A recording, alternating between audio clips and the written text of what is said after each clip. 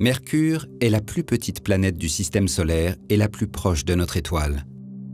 Cette proximité du Soleil rend les missions spatiales d'observation complexes.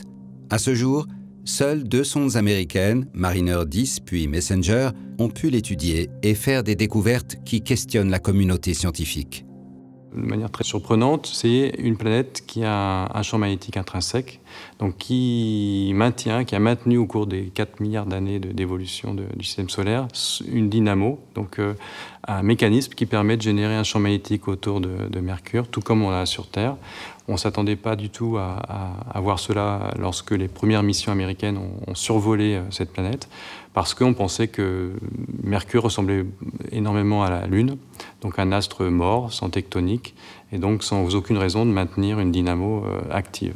On a découvert, avec les missions précédentes, qu'il y avait probablement de la glace d'eau au fond des cratères polaires. Comment c'est possible? Une planète qui est aussi chaude à 430 degrés. En fait, Mercure n'est pas du tout penchée comme la Terre sur son orbite, mais elle est totalement droite. Et donc, il se trouve qu'au fond des cratères polaires, jamais aucun rayon n'arrive à toucher le fond.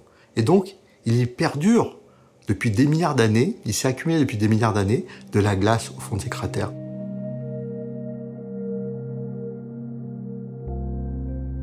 Ce qui nous interpelle à la surface de Mercure, c'est que sa surface est pauvre en fer.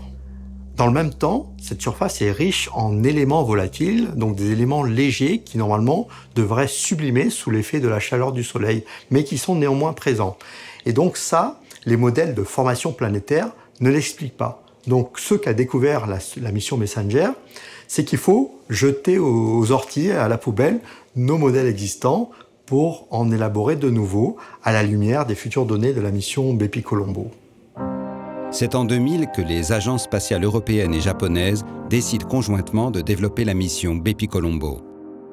Cette mission sera composée de 2 orbiteurs. MPO, de conception européenne, étudiera la surface, le sous-sol et la faible atmosphère de Mercure. L'orbiteur japonais MMO aura pour objectif principal l'étude de son champ magnétique. Mais l'envoi d'une telle mission présente des difficultés techniques majeures. La proximité du Soleil va soumettre la sonde et ses instruments à un niveau de radiation très élevé et à des températures oscillant entre moins 180 degrés côté nuit et plus 450 degrés côté jour. Ces conditions extrêmes vont nécessiter le développement de nouveaux concepts instrumentaux. Donc à l'origine, lorsqu'on a réfléchi à construire un spectromètre ultraviolet dédié à l'observation de Mercure, on a pensé évidemment à nos héritages, donc SPICAM en particulier, le spectre ultraviolet de Mars Express. On s'est très vite rendu compte que prendre le concept SPICAM pour observer l'atmosphère de Mercure était impossible, parce que justement SPICAM n'avait pas été conçu d'une part pour un environnement radiatif aussi intense, ni pour des conditions thermiques aussi dures, et enfin parce que l'atmosphère qu'on cherche à observer autour de Mercure émet une lumière qui est beaucoup moins intense que ce qu'on peut voir autour de Mars, et donc ça rend encore plus difficile l'utilisation d'un instrument comme SPICAM. Le principe d'un instrument comme Phébus est d'analyser la lumière réfléchie par l'atmosphère de Mercure afin d'en déduire sa composition.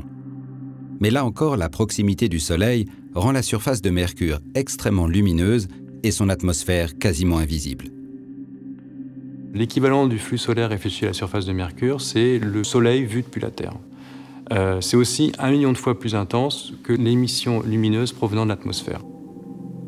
Donc ce qu'on cherche à faire avec l'instrument Phébus, une des premières choses, c'est d'avoir une capacité de regarder le ciel tout en filtrant cette lumière réfléchie. C'est ce qui a été réalisé par une composante qu'on appelle le baffle, qui est un élément optique qui nous permet justement de réduire d'un facteur 1 million la lumière réfléchie depuis la surface de Mercure. Donc on arrive à extraire en quelque sorte la lumière de l'atmosphère dans un environnement qui est 1 million de fois plus intense. Sur l'ensemble de la mission et des 16 instruments qu'elle emporte, seuls 20% des développements technologiques sont issus de concepts préexistants. Alors Bepi-Colombo, c'est une mission de planétologie nouvelle génération.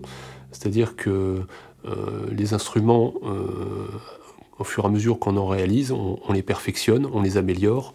Ils ont des performances sans cesse meilleures, plus précis, un nombre plus important d'éléments de résolution spatiale, de détails, de résolution spectrale. Et donc, Dans le cas particulier de l'instrument Symbiosis, qui est un super couteau suisse de l'imagerie, qui fait de la vision panoramique, qui fait de l'imagerie hyperspectrale, et donc qui génère un flot de données extrêmement important, on arrive aux limites, finalement, de la quantité d'informations qu'on est capable de transporter d'une sonde spatiale jusqu'à la Terre, avec un simple lien de communication radio. Il a fallu imaginer des techniques pour finalement compresser les données, pour pouvoir les transmettre, en perdant le moins d'informations et si possible ne pas perdre d'informations. Alors la particularité de cet instrument, c'est d'avoir un système de compression de données en hard, codé sur une carte électronique, avec une densité de composants jamais atteinte, mais qui permet de gagner un facteur 10, 15, 20 sur la quantité de données qu'on reçoit, et de pouvoir récupérer donc des images d'extrêmement bonne qualité de la surface de Mercure.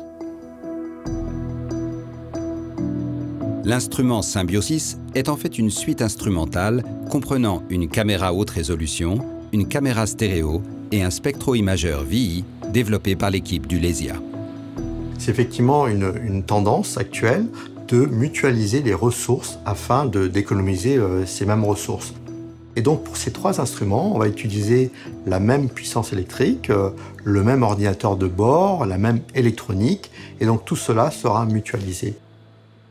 Et dans le même temps, on va aussi miniaturiser au maximum ces instruments. Et ce qu'on a gagné depuis Mars Express jusqu'à Bepi-Colombo, c'est surtout sur l'électronique. Maintenant, des électroniques qui occupaient un grand volume, maintenant vous diminuez par 3, 4 cette même électronique. Et donc la combinaison de la miniaturisation et l'optimisation des ressources a permis par exemple pour Omega, qui est un instrument de 30 kg, d'avoir avec Symbiosis 2 fois moins, 15 kg, mais en même temps Symbiosis c'est un instrument qui en comporte 3, c'est 3 en 1, et avec des performances beaucoup plus importantes qu'on l'on avait sur Omega. Après 18 années de développement, la sonde Bepi-Colombo est enfin prête et le 18 octobre 2018, elle entame son voyage vers Mercure. Il durera 7 ans. 3, 2, 1, top!